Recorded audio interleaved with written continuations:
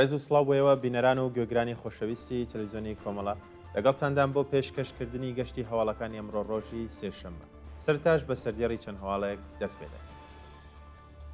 کۆبوونەوەی ناڕزایەتی خەڵک لە شاری جوانڕۆ، کوژانەوەی ئاگری چیای پەرداوەڵی پارێزگای ئیلام لەلایەن خەڵکەوە، گیان لە دەستدانی دوو ژینگە پارێزی خەڵکی شاری هەڵەبجە لە کاتی کوژانەوەی ئاگردا، پشتیوانی خانشینکراوانی گیلان لە شەریفە محەممەدی و گواستنەوەی کەلوپەلی نظامی قورس بۆ سیستان و بەلوچستان.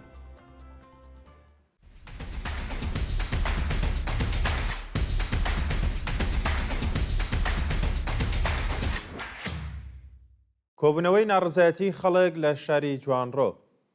شەوی دووشەمە 27 گەلاوێژ هاوڵاتیان لە شاری جوانڕۆ دژ بە پچڕانی بەردەوام و بێئاگادارکردنەوەی کارەبا کۆبوونەوە و ناڕزایەتیان دەربڕی. بەشداربوانی کۆبوونەوەکە ماژەیان بەوە کردووە کە بەهۆی پچڕانی کارەبا ژیان و مائیشەتیان تووشی کێشە کراوە و زیانێکی زۆر بەر خەڵک کەوتووە. جێگای ئاماژەیە لە مانگەکانی ڕابردوودا بەهۆی ناکارەمەی بەرپرسان و هەروەها گەندەڵی سیستەماتیک لە نێو ڕژێمی کۆماری ئیسلامی دەوڵەت توانای دابینکردنی پێداویستیەکانی خەڵکی نییە و ژیانی خەڵک ڕۆژ لە دوای ڕۆژ خراپتر دەبێت. کوژانەوەی ئاگری چیای چەرداوڵی پارێزگای ئیلام لەلایەن خەڵکەوە. لە ڕۆژانی ڕابردوودا چیای چەرداوڵ لە پارێزگای ئیلام بە هۆکارێکی نادیار ئاگری لێکەوتەوە و بەهۆی کەم تەرخەمی بەرپرسانی و پارێزگایە خەڵک هەوڵی کوژانەوەی ئاگرەکەیان داوە. بە پەیوەندی بەدەستمان گەیشتون خەڵک و ژینگە پارێزانی و پارێزگایە بە کەمترین ئیمکاناتی ئیمەنیەوە هەوڵی کوژانەوەی ئاگرەکەیان لەو چیایە داوە. ئەمە لە کاتێکدایە کە ماترسی گەیشتنی ئاگریا و شاخە بە ناوچەکانی نیشتەجێبوونی خەڵک لە ئارادا بوو. بەڵام ڕژیم تەنانەت یەک تیمی فریاگوزاری خێراشی ڕەوانەی ئەو ناوچەیە نەکردووە. ئازادی 5 هاوڵاتی خەڵکی شنۆ بە دانانی بارمتە. ڕۆژی پێنجشەمە 26 گەلاوێژ 5 هاوڵاتی خەڵکی شاری شنۆ بە دانانی بارمتەی 1 ملیار سمەنی بە شێوازێکی کاتی ئازاد کرا. ئەم 5 شاروبەندە بەناوەکانی حەسەن شاداب، کاوە خاکی نەهاد، جەمال حسێن نەژاد، مەحموود قادری و مەنسوور فەڕاش ڕێکەوتی هەژدەی پوشپەڕی ئەم ساڵ لە کاتی جیاوازدا لەلایەن هێزەکانی داری تڵاعاتیە و شارە بەبێ بەڵگەی قەزایی و بە تند و تیژیەوە دەست بەسەر و پاشان ڕەوانەی گرت و خانە کرابوون. ناڕوونی چارەنووسی مەحراب عەبدوڵڵازادە بەندکراوی سیاسی مەحکوم بە ئەعدام لە ورمێ. مەحراب عەبدوڵڵازادە بەندکراوی سیاسی کورد و لە دەستبەسەرکراوانی شۆڕشی ژن ژیان ئازادی سەرەڕای تێپەڕبوونی 7 مانگ بەسەر ناردنی دۆسیەکەی بۆ دیوانی باڵای وڵات هێشتا چارەنووسی دیار نییە. ناوبراو ڕێکەوتی سی ڕەسبەری ساڵی 1400 هەتاوی بە هێرشی هێزەکانی داری تڵاعات بۆ سەر شوێنی کارەکەی دەست بەسەر و پاژە شکەنجەوازارێکی زۆر لە شێر کوشاردا دانی بەوە داناوەکە لە کوشتنی بەسیجیەکدا دەستی هەبوو. ئەو بەندکراوە لەلایەن دادگای ئینقلابی شاری ورمێ بە تۆمەتی کوشتنی یەکێک لە هێزەکانی ڕژێمی کۆماری ئیسلامی حکمی سێداری بەسەردا سەپێنرا. ئێستا سەرڕای ناڕزایەتی پارێزەرانی سەبارەت بۆ حکومە و ناردنی دۆسیەکەی بۆ دیوانی باڵای وڵات هێشتا چارەنووسی دیار نییە و کەس وەڵامیان ناداتەوە. گیان لە دەستدانی دوو ژینگە پارێزی خەڵکی شاری هەڵەبجە لە کاتی کوژانەوەی ئاگردا. لە ڕۆژانی ڕابردوودا نایارانی ژینگە و سروشتی کوردستان ئاگرێکی گەورەیان بەردایە دارستان و لە وەرگاکانی هەڵەبجە و لە باشووری کوردستان و زیانێکی زۆریش بەرەو ناوچەیە کەوتووە. بەپێی هەواڵی گەیشتوو لە کاتی کۆنتڕۆڵکردنی و کوژانەوەی ئەو ئاگرەدا دوو ژینگە پارێز بەناوەکانی ئاری موختار و محەممەد شێخ حەیدەر بەهۆی چڕی ئاگرەکە و هەروەها کەمبوونی ببورن ئیمکاناتی ئیمەنی لە کاتی کوژانەوەی ئاگرەکەدا بەداخەوە کە گیانیان بەخەت کرد.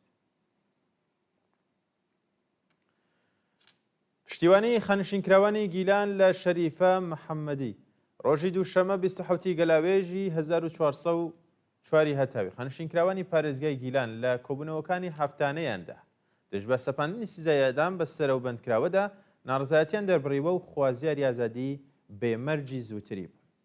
خانشینکراوانی ناڕازی هاوکار لەگەڵ بەڕێوەبردننی کۆبوونەوەی ناڕزایەتی دژ بە گەندەڵی سیستەماتیک و هەروەها خراپی دۆخی ژیانیان بە وتنەوەی دروشمی شەریفە محەممەدی پێویستە ئازاد بکرێت خوازیاری ئازادی ئەو بەندکراوە سیاسیە بوو. ناڕزایەتی کۆمەڵێک لە کامیۆنداران لە تاران. ڕۆژی دووشەمە 27 گەلاوێژ کۆمەڵێک لە کامیۆنداران لە شاری تاران لە بەردەمی دارەی ڕاهداری ئێران کۆبوونەوە و دژبە نەبوونی کار و هەروەها خراپی دۆخی ژیانیان ناڕزایەتیان دەربڕی. لە ڕۆژانی ڕابردوودا زیاتر لە 400 کامیۆنی ئێرانی و عێراقی هەڵگری مازۆت لە وڵاتی ئەفغانستان چارەنووسیان دیار نەبوو، لەو پەڕی سنووردا مابوونەوە. ئەم کردەوە نەک تەنیا بووە هۆی زیانێکی زۆر بۆ کامیۆندارانی ترانزیتی، باڵکو زنجیرەی گواستنەوەی ترانزیتیشی تووشی کێشە کردووە. ناڕازیان لە کۆبوونەوەکەدا خوازیاری پێداچوونەوەی بەرپرسان بە سەردۆخی مەعیشەت و ژیانی کامیۆنداراندا بوو. ناڕزایەتی خانشینکراوانی سەدا و سیما لە تاران. ڕۆژی دووشەمە 27 گەلاوێژ خانشینکراوانی سەدا و سیما لە بەردەم مزگەوتی بیلال لە شاری تاران کۆبوونەوە و دژ بە خراپی دۆخی ژیانیان ناڕزایەتیان دەربڕی. بەشداربوانی کۆبوونەوەکە ئاماژەیان بەوە کرد کە ماوەی چەند مانگە یان حەقدەستیان پێنادرێت یان بڕێک لە حەقدەستەکانیان وەکو باج لێ کەم دەکرێتەوە.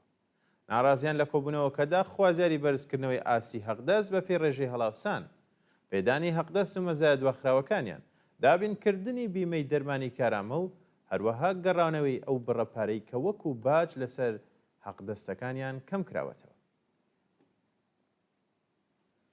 گواستنەوەی کەلوپەلی نیزامی قورس بۆ سیستان و بەلوچستان.